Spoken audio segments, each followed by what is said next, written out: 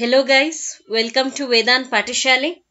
Thank you so much for your subscriptions. ಯಾರ್ಯಾರು subscribe ಮಾಡ್ಕೊಂಡಿದ್ದೀರಾ ತುಂಬಾನೇ ಥ್ಯಾಂಕ್ ಯು. ಯಾರ್ಯಾರು ಫಸ್ಟ್ ಟೈಮ್ ನಮ್ಮ ಚಾನೆಲ್ ನ ವಿಸಿಟ್ ಮಾಡ್ತಾ ಇದ್ದೀರಾ ಸಬ್ಸ್ಕ್ರೈಬ್ ಮಾಡ್ಕೊಳ್ಳಿ.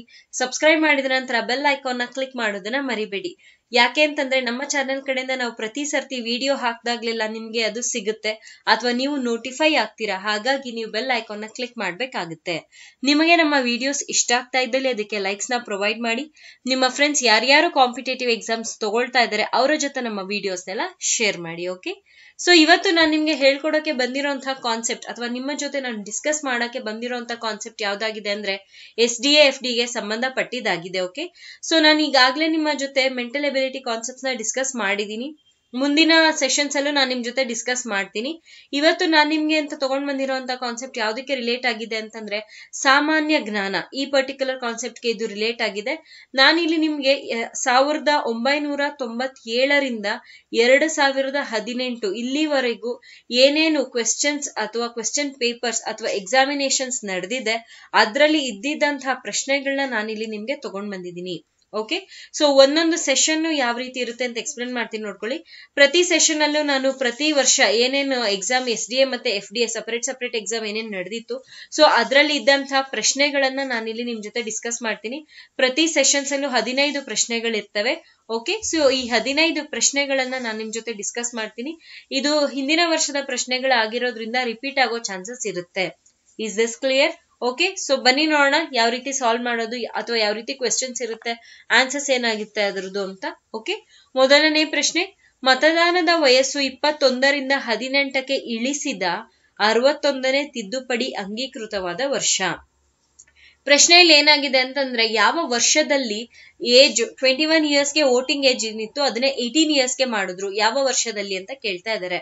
ಸೊ ಅದಾಗಿದ್ದು 1988ರಲ್ಲಿ. Is this clear? ಸೊ ಯಾವ ಅಮೆಂಡ್ಮೆಂಟ್ ಅಲ್ಲಿ ಆಯ್ತು? 61ನೇ ಅಥವಾ 61 ಆ ಅಮೆಂಡ್ಮೆಂಟ್ ಅಲ್ಲಿ ಈ ರೀತಿಯಾದಂತಹ ಏನು ನಮ್ಮ ವೋಟಿಂಗ್ ಏಜ್ ಏನಿತ್ತು ಅದು ಕಡಿಮೆ ಆಯ್ತು. ವರ್ಷ ಯಾವ್ದಾಗಿದೆ? 1988. ನೆನ್ಪಿಟ್ಕೊಳ್ಳಿ, ತುಂಬಾ ಇಂಪಾರ್ಟೆಂಟ್ ಆಗುತ್ತೆ. ಓಕೆ, ಎರಡನೇ ಪ್ರಶ್ನೆ, ರಾಜ್ಯದ ರಾಜ್ಯಪಾಲರು ಒಂದು ಮಸೂದೆಯನ್ನು ಯಾವ ಸಂದರ್ಭದಲ್ಲಿ ರಾಷ್ಟ್ರಪತಿಯವರ ಪರಿಶೀಲನೆಗಾಗಿ ಕಾಯ್ದೆ ಇಡಬಹುದು? ಸೊ ಇಲ್ಲಿ ಯಾವಾಗ ಅಂದ್ರೆ ಯಾವ ಟೈಮ್ ಅಲ್ಲಿ ಅಂತ ಕೇಳ್ತಾ ಇದ್ದಾರೆ. ಓಕೆ, ಸೊ ಅಂದ್ರೆ ಸಿಚುಯೇಷನ್ಸ್ ಅಂತ ಇಲ್ಲಿ ಆಪ್ಷನ್ಸ್ ಕೊಟ್ಟಿದ್ದಾರೆ. ಸಿಚುಯೇಷನ್ಸ್ ಯಾವ ರೀತಿ ಬರಬಹುದು ಅಂತ. ಆಪ್ಷನ್ಸ್ ಓದ್ಕೊಂಡು ಹೋಗ್ತೀನಿ, ಕೇಳಿಸ್ಕೊಳ್ಳಿ. ಅದು ಕೇಂದ್ರದ ಮುಂಗಡ ಪತ್ರದ ಮೇಲೆ ಪರಿಣಾಮ ಬೀರುವುದು ಆಗಿದ್ದರೆ, ಅದು ಕೇಂದ್ರ ಅಥವಾ ಸಮವರ್ತಿ ವಿಷಯಕ್ಕೆ ಸಂಬಂಧಿಸಿದ್ದರೆ, ಅದು ಸಂಸತ್ತು ಜಾರಿಗೊಳಿಸಿದ ಯಾವುದೇ ನಿಯಮಕ್ಕೆ ಧಕ್ಕೆ ಮಾಡುವುದಾಗಿದ್ದರೆ, ತಮ್ಮ ವಿವೇಚನೆಯ ಮೇರೆಗೆ. ಅಂದ್ರೆ ಇಟ್ ಡಿಪೆಂಡ್ಸ್ ಯಾವಾಗ ಯಾವ ಸಿಚುಯೇಷನ್ ಅಲ್ಲಿ ಯಾವ ರೀತಿ ಆಗುತ್ತೆ ಸೊ ಅವಾಗ ಅವ್ರ ಅದಕ್ಕೆ ಆಕ್ಟ್ ಮಾಡಬಹುದು ಅಂತ. ಹಾಗಾಗಿ ಆನ್ಸರ್ ಏನಾಗುತ್ತೆ ಅಂತಂದ್ರೆ ಆಪ್ಷನ್ ಡಿ ಆಗುತ್ತೆ, ತಮ್ಮ ವಿವೇಚನೆಯ ಮೇರೆಗೆ. ಓಕೆ, ಲೇಟರ್, ದ್ರವ ಮತ್ತು ಶಕ್ತಿಯ ಸಮಾನತೆಯ ತತ್ವವನ್ನು ಹುಟ್ಟು ಹಾಕಿದವರು. ಸೊ ಇಲ್ಲಿ ಏನ್ ಕೇಳ್ತಾ ಇದ್ದಾರೆ ಅಂತಂದ್ರೆ ಲಿಕ್ವಿಡ್ ಮತ್ತೆ ಎನರ್ಜಿ, ದ್ರವ ಮತ್ತೆ ಶಕ್ತಿ, ಈ ರೀತಿಯಾದಂತಹ ಈಕ್ವಾಲಿಟಿ ಆ ಎರಡರ ಮಧ್ಯೆ ಈಕ್ವಲ್ ಅಂದ್ರೆ ಎರಡು ಈಕ್ವಲ್ ಆಗಿದೆ, ಈಕ್ವಾಲಿಟಿ ಇದೆ ಅಂತ ಪ್ರಿನ್ಸಿಪಲ್ ನ ಕೊಟ್ಟಿದ್ಯಾರು ಅಥವಾ ಹುಟ್ಟಾಕಿದ್ಯಾರು ಅಂತ ಹೇಳ್ತಾ ಇಲ್ಲಿ ಕ್ವೆಶ್ಚನ್ ಕೇಳಿದ್ದಾರೆ. ಸೊ ಇದಕ್ಕೆ ಉತ್ತರ ಏನಾಗುತ್ತೆ ಅಂತಂದ್ರೆ Einstein. Okay, so Albert Einstein ಅವರು ಈ ಪ್ರಿನ್ಸಿಪಲ್ ನ ನಮ್ಗೆ ಕೊಟ್ಟವರು. 1 ಕಿಲೋಗ್ರಾಂ ಗಾಳಿಯಲ್ಲಿ ಅಡಕವಾಗಿರುವ ನೀರಿನ ತೇವಾಂಶ ಪ್ರಮಾಣವನ್ನು ಗ್ರಾಂಗಳಲ್ಲಿ ಈ ಕೆಳಕಂಡಂತೆ ಕರೆಯಲಾಗುತ್ತದೆ. ಸೊ ಏನಂತ ಕರಿತೀವಿ ಅಂತ. ಇಲ್ಲಿ ವಾಟರ್ ವೇಪರ್ ಅಂದ್ರೆ ನೀರಿನ ತೇವಾಂಶ ಏನಾಗಿರುತ್ತೆ ಅದು ಯಾವುದೇ ರೀತಿಯಾಗಿ ಚೇಂಜಸ್ ಇರಲ್ಲ, ಸ್ಟಾಟಿಕ್ ಆಗಿರುತ್ತೆ. ಓಕೆ, ಅಂದ್ರೆ ಒಂದೇ ಆಗಿರುತ್ತೆ, ಸ್ಪೆಸಿಫಿಕ್ ಆಗಿರುತ್ತೆ. ಸ್ಪೆಸಿಫಿಕ್ ಅಂದ್ರೆ ಏನು? ಸ್ಪೆಸಿಫಿಕ್ ಅಂತಂದ್ರೆ ನಿರ್ದಿಷ್ಟ ಅಂತ ಹೇಳಬಹುದಾಗಿದೆ. ಹಾಗಾಗಿ ಈ ಪ್ರಶ್ನೆಯ ಉತ್ತರ ಏನಾಗಿದೆ ಅಂತಂದ್ರೆ ಆಪ್ಷನ್ ಸಿ, ನಿರ್ದಿಷ್ಟ ಜಲಾಂಶ ಅಂತ ಹೇಳಬಹುದು. ಓಕೆ, ಲೇಟರ್, ಕವಿರಾಜ ಮಾರ್ಗ ಯಾರ ಕಾಲಕ್ಕೆ ಸೇರಿದೆಂದು ಹೇಳಲಾಗುತ್ತದೆ? ಸೊ ಕಾಲ ಅಂತ ತಗೊಳ್ಬಹುದು, ಇಲ್ಲ ಎರಾ ಅಂತ ತಗೊಳ್ಬಹುದಾಗಿದೆ. ಅಂದ್ರೆ ಯಾರ ಪೀರಿಯಡ್ಗೆ ಇದು ಸಂಬಂಧಿಸಿದೆ ಅಂತ. ಇದು ಸಂಬಂಧಪಟ್ಟಿರೋದು 1ನೇ ಅಮೋಘ ವರ್ಷ, ಇವರ ಪೀರಿಯಡ್ಗೆ ಇದು ಸಂಬಂಧಿಸಿದ್ದಾಗಿದೆ. ಓಕೆ, ಮುಂದಿನ ಪ್ರಶ್ನೆ, ಈ ಕೆಳಗಿನ ಯಾವ ಹೇಳಿಕೆ ಅಥವಾ ಹೇಳಿಕೆಗಳು ಸರಿ? ಇದ್ರಲ್ಲಿ ಏನಾದ್ರೂ ಒಂದಕ್ಕಿಂತ ಹೆಚ್ಚಾಗಿದ್ರೆ ಹೇಳಿಕೆಗಳು ಅಂತ ಹೇಳಬಹುದು, ಒಂದಾಗಿದ್ರೆ ಹೇಳಿಕೆ ಅಂತ ಹೇಳಬಹುದು. ನೆನ್ಪಿಟ್ಕೊಳ್ಳಿ, ಇಲ್ಲಿ ನಿಮ್ಗೆ ಸರಿ ಅಂತನಾದ್ರೂ ಕೇಳಬಹುದು, ಇಲ್ಲ ಯಾವುದು ತಪ್ಪಾಗಿದೆ ಅಂತನಾದ್ರೂ ಕೇಳಬಹುದಾಗಿದೆ. ತುಂಬಾ ಹುಷಾರಾಗಿ ಇದನ್ನ ನೀವು ಆನ್ಸರ್ ಮಾಡ್ಬೇಕಾಗಿದೆ, ನೆನ್ಪಿಟ್ಕೊಳ್ಳಿ. ಸೊ ಇಲ್ಲಿ ಸ್ಟೇಟ್ಮೆಂಟ್ಸ್ ಓದ್ತೀನಿ, ಇಲ್ಲಿ ಹೇಳಿಕೆಗಳು ಏನ್ ಕೊಟ್ಟಿದ್ದಾರೆ ಅದನ್ನ. ಇಸ್ಲಾಂ ಧರ್ಮವು ಸ್ಥಾಪಿಸಲ್ಪಟ್ಟಿತ್ತು ಕ್ರಿಸ್ತಶಕ 8ನೇ ಶತಮಾನದ ಆದಿಭಾಗದಲ್ಲಿ. ಇಸ್ಲಾಂ ಧರ್ಮದ ಸ್ಥಾಪಕ ಮೊಹಮ್ಮದ್ ಅರೇಬಿಯಾದ ವ್ಯಾಪಾರಿಯಾಗಿದ್ದ. ಮೊಹಮ್ಮದ್ ಅರಬ್ಬರನ್ನು ಅವರ ಹುಸಿ ದೈವಗಳನ್ನು ಪೂಜಿಸುವ ಕುರಿತು ಟೀಕಿಸತೊಡಗಿದಾಗ ಅವರು ಮೊಹಮ್ಮದರ ಬಗ್ಗೆ ಕೋಪದ ಮನೋಭಾವ ತಾಳಿದರು. ಇದರಲ್ಲಿ ಸರಿಯಾಗಿರೋದು ಯಾವುದು ಅಂತಂದ್ರೆ ಎರಡನೇದು ಮತ್ತೆ ಮೂರನೇದು. ಮೊದಲನೇದು ಸರಿ ಇಲ್ಲ. ಯಾತಕ್ಕಾಗಿ ಅಂತಂದ್ರೆ ಇಸ್ಲಾಂ ಧರ್ಮ ಸ್ಥಾಪಿಸಲ್ಪಟ್ಟಿದ್ದು 7th ಸೆಂಚುರಿ ಅಥವಾ ಕ್ರಿಸ್ತಶಕ 7ನೇ ಶತಮಾನದಲ್ಲಿ ಅದಾಗಿದ್ದು. ಬಟ್ ಇಲ್ಲಿ ತಪ್ಪಾಗಿ ಕೊಟ್ಟಿದ್ದಾರೆ, ಹಾಗಾಗಿ ಮೊದಲನೇದು ತಪ್ಪಾಗಿದೆ. ನಿಮ್ಮ ಆನ್ಸರ್ 2 ಮತ್ತೆ 3, 2 ಹಾಗೂ 3 ಅಂತ ಬಂದಾಗ ಆಪ್ಷನ್ ಸಿ ಆಗುತ್ತೆ. Is this clear guys? ನೆನ್ಪಿಟ್ಕೊಳ್ಳಿ, ಈ ತರದಂತಹ ಪ್ರಶ್ನೆಗಳು ಜಾಸ್ತಿ ಬರ್ತವೆ. ನೀವು ತುಂಬಾನೇ ಹುಷಾರಾಗಿ ಆನ್ಸರ್ ಮಾಡ್ಬೇಕಾಗುತ್ತೆ. ಮುಂದಿನ ಪ್ರಶ್ನೆ, ಕೆಳಗಿನವುಗಳನ್ನು ಹೊಂದಿಸಿ ಅಂದ್ರೆ ಮ್ಯಾಚ್ ದ ಫಾಲೋಯಿಂಗ್. ನೀವೇನ್ ಮಾಡ್ಬೇಕಾಗಿದೆ ಅಂತಂದ್ರೆ ಇಲ್ಲಿ ನೀವು ಮ್ಯಾಚ್ ಮಾಡ್ಬೇಕಾಗಿದೆ, ಯಾವ್ದಕ್ಕೆ ಯಾವ್ದು ಸಂಬಂಧಪಟ್ಟಿದೆ ಅಂತ. ಓಕೆ, ಸೊ ಇಲ್ಲಿ ನೋಡೋಣ. ಸೂಚಿ 1 ಅಲ್ಲಿ ಏನ್ ಕೊಟ್ಟಿದ್ದಾರೆ? ಆರ್ಥಿಕ ಕಡಿತ, ಟೋಕನ್ ಕಡಿತ, ದಂಡನಾ ನಿರ್ಣಯ, ನೀತಿ ಕಡಿತ ಅಂತ ಕೊಟ್ಟಿದ್ದಾರೆ. ಸೊ ಆರ್ಥಿಕ ಕಡಿತ ಯಾವ್ದಕ್ಕೆ ಸಂಬಂಧ ಪಡುತ್ತೆ ಅದನ್ನ ನಾವೇನ್ ಮಾಡ್ಬೇಕಾಗುತ್ತೆ? ಇಲ್ಲಿ ಮ್ಯಾಚ್ ಮಾಡ್ಬೇಕಾಗುತ್ತೆ. ಆರ್ಥಿಕ ಕಡಿತ ಅಂತ ಬಂದಾಗ ಫೈನಾನ್ಷಿಯಲ್ ಕಟ್ ಅಂತ ಹೇಳಬಹುದು. ಅಂದ್ರೆ ಏನ್ ನಮ್ಮ ಹತ್ರ ದುಡ್ಡು ಇರುತ್ತೆ ಅದ್ರಲ್ಲಿ ಏನಾಗ್ತಾ ಇರುತ್ತೆ? ಅದು ಕಡಿತ ಆಗ್ತಾ ಇರುತ್ತೆ. ಸೊ ಅದು ಯಾವ್ದಕ್ಕೆ ಸಂಬಂಧಪಟ್ಟಿದೆ? ಆಪ್ಷನ್ 4. ನಾನಿಲ್ಲಿ ಆಪ್ಷನ್ಸ್ ಅಂದ್ರೆ ನಂಬರಿಂಗ್ ಹಾಕಿಲ್ಲ ಅಂದ್ರೂ ಕೂಡ ಇದೇ ಇರುತ್ತೆ, 1, 2, 3, 4 ಅಂತ. ಆರ್ಥಿಕ ಕಡಿತ ನಿರ್ದಿಷ್ಟ ಮೊತ್ತದ ಅಷ್ಟು ಬೇಡಿಕೆಯನ್ನು ತಗ್ಗಿಸುವುದು ಅಂತ ಇಲ್ಲಿ ಹೇಳಬಹುದು. ಓಕೆ, ಸೊ ಇಲ್ಲಿ ಮೊದಲನೇದಕ್ಕೆ 4ನೇದು ಆಗಿದೆ ಅಂತಂದ್ರೆ ಇಲ್ಲಿ ಆಪ್ಷನ್ ಎಲಿಮಿನೇಟ್ ಆಯ್ತು, ಕರೆಕ್ಟಾ? ಇನ್ನು 3 ಆಪ್ಷನ್ಸ್ ಇರುತ್ತೆ, ನೋಡೋಣ. ಟೋಕನ್ ಕಡಿತ ಅಂತ ಬಂದಾಗ ಇದನ್ನ ಏನಂತ ಹೇಳಬಹುದು ಅಂತಂದ್ರೆ ನಿರ್ದಿಷ್ಟ ಕುಂದುಕೊರತೆಯನ್ನು ಸರಿಪಡಿಸುವುದನ್ನ ನಾವು ಟೋಕನ್ ಕಡಿತ ಅಂತ ಹೇಳಬಹುದಾಗಿದೆ. ಓಕೆ, ಸೊ ಎರಡನೇದಕ್ಕೆ ಮೊದಲನೇದು ಅಂತ ಬಂದಾಗ ಇದು ಏನಾಯ್ತು? ಎಲಿಮಿನೇಟ್ ಆಯ್ತು. ಇದು ಕೂಡ ಎಲಿಮಿನೇಟ್ ಆಯ್ತು. ನಿಮ್ಮ ಆನ್ಸರ್ ಏನಾಗುತ್ತೆ ಅಂತ ಆಪ್ಷನ್ ಸಿ ಆಗುತ್ತೆ. ಓಕೆ, ಸೊ ದಂಡನಾ ನಿರ್ಣಯ ಅಂತ ಬಂದಾಗ ಇದನ್ನ ಏನಂತ ಹೇಳಬಹುದಂದ್ರೆ ಲೋಕಸಭೆಯಲ್ಲಿ ಲೋಕಸಭೆಯಲ್ಲಿ ಅನುಮೋದನೆಯ ಆದರೆ ಆ ಸಚಿವ ಮಂಡಳಿ ರಾಜೀನಾಮೆ ನೀಡುವುದು ಅಂತ ಇಲ್ಲಾಗಿದೆ. ಓಕೆ, ನೀತಿ ಕಡಿತ ಅಂತಂದ್ರೆ ನೀತಿ ನಿರಾಕರಣೆ, ಇದನ್ನ ನಾವು 4ನೇದಕ್ಕೆ ಕೊಡಬಹುದಾಗಿದೆ. Is this clear? ಸೊ ಹಾಗಾಗಿ ಈ ಪ್ರಶ್ನೆಯ ಉತ್ತರ ಏನಾಗಿದೆ? ಆಪ್ಷನ್ ಸಿ ಆಗಿದೆ. ಮುಂದಿನ ಪ್ರಶ್ನೆ, ಕೊಂಕಣ ರೈಲು ಯೋಜನೆ ಈ ಕೆಳಕಂಡ ಸ್ಥಾನಗಳನ್ನು ಕೂಡಿಸುತ್ತದೆ ಅಂದ್ರೆ ಯಾವ್ಯಾವ್ದನ್ನ ಕೂಡಿಸುತ್ತೆ ಅಂತ ಇಲ್ಲಿ ಕೇಳಿದ್ದಾರೆ. ಓಕೆನಾ? ಸೊ ಇಲ್ಲಿ ಪ್ಲೇಸಸ್ ಕೊಟ್ಟಿದ್ದಾರೆ. ಸೊ ಇಲ್ಲಿ ಕುರ್ಲಾ ಕೊಚ್ಚಿ, ಕೊಂಕಣ ಕೊಚ್ಚಿ, ಕೊಚ್ಚಿ ಕನ್ಯಾಕುಮಾರಿ, ಸೂರತ್ ಕೊಚ್ಚಿ.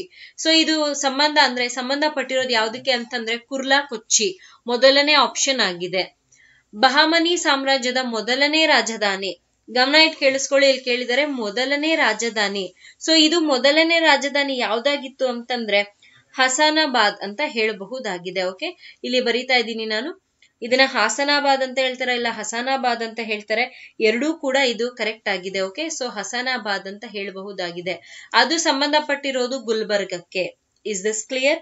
ಸೊ ಇವ್ರೇನ್ ಮಾಡಿದ್ರು ಅಂತಂದ್ರೆ ಈ ಬಹಮನಿ ಕ್ಯಾಪಿಟಲ್ ಏನಿತ್ತು ಅದು ಗುಲ್ಬರ್ಗ ಅಂದ್ರೆ ಹಸನಾಬಾದ್ ನಲ್ಲಿ ಇತ್ತು. ಸೊ ಇದ್ದಿದ್ದಂತ ವರ್ಷ ಯಾವ್ದಾಗಿತ್ತು ಅಂತಂದ್ರೆ 1347ರಿಂದ 1425 ಈ ಪರ್ಟಿಕ್ಯುಲರ್ ಎರಾದಲ್ಲಿ ಅವರಲ್ಲಿದ್ರು. ಅದಾದ್ಮೇಲೆ ಅವ್ರು ಎಲ್ಲಿಗೆ ಹೋದರು ಅಂತಂದ್ರೆ ಬೀದರಿಗೆ ಹೋದರು. ಅದು ಕೂಡ ನಿಮ್ಗೆ ಆಪ್ಷನ್ ಇದೆ, ನೋಡ್ಕೊಳ್ಳಿ. ಸೊ ತುಂಬಾನೇ ಹುಷಾರಾಗಿ ಆನ್ಸರ್ ಮಾಡ್ಬೇಕು. ಅವ್ರು ಕೇಳಿದ್ದು ಮೊದಲನೇದು, ಹಾಗಾಗಿ ಉತ್ತರ ಏನಾಗ್ಬೇಕಾಗುತ್ತೆ? ಗುಲ್ಬರ್ಗ ಆಗ್ಬೇಕಾಗುತ್ತೆ. Is this clear?